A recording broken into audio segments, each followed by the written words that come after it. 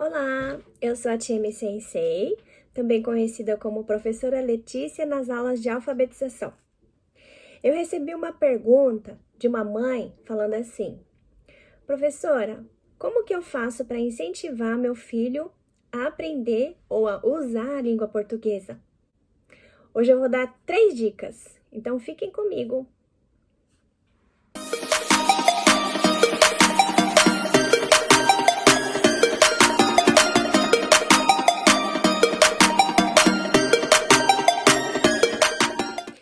Eu trabalhei muitos anos em creche japonesa e agora eu tô focando na alfabetização em português para as crianças que estudam em escola japonesa.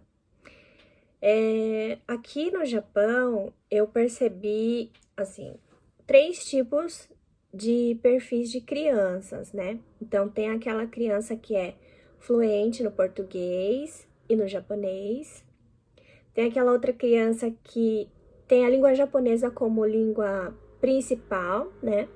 Então, só que entende o português, né? A mãe fala em português com ela, mas ela responde em japonês. E a outra que só sabe o japonês, não sabe nada de português. E tem alguns pais que vêm me procurar, né? Ah, eu quero ensinar alfabetização, tal, né? E a gente passa, né, pelo processo de alfabetização.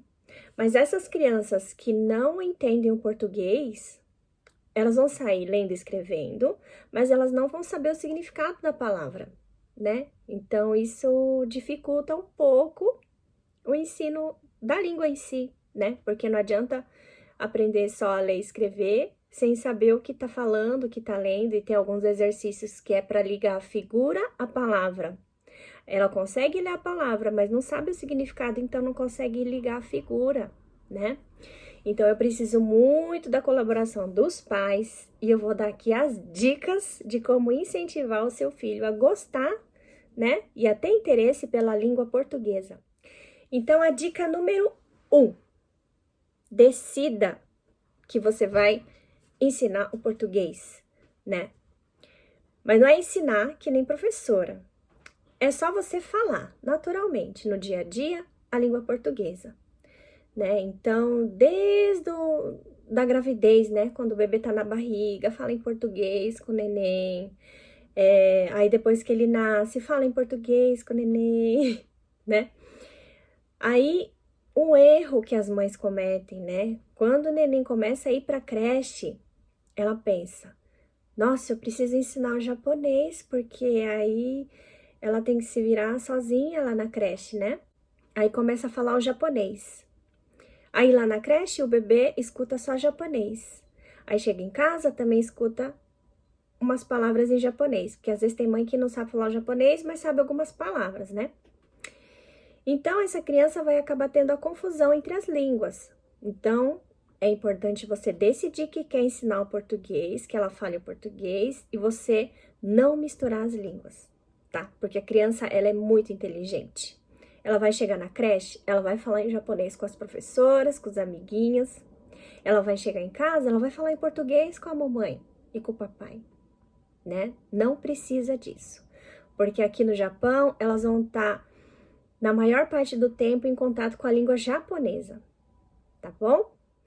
A segunda dica é: ofereça materiais em português, né?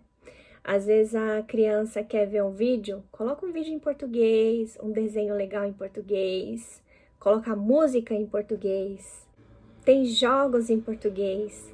Se as mamães não souberem onde comprar, pode comentar aqui embaixo que eu dou dica, tá? De onde conseguir comprar, porque eu conheço várias brasileiras que também vendem livros e jogos e materiais educativos em português aqui no Japão. E a terceira dica é: conte as suas histórias lá da sua infância no Brasil. Faça com que a criança tenha interesse, tenha curiosidade em saber sobre o Brasil, sobre a cultura, sobre como que é a vida lá. Porque muitas crianças, algumas crianças nasceram no Brasil e vieram para cá.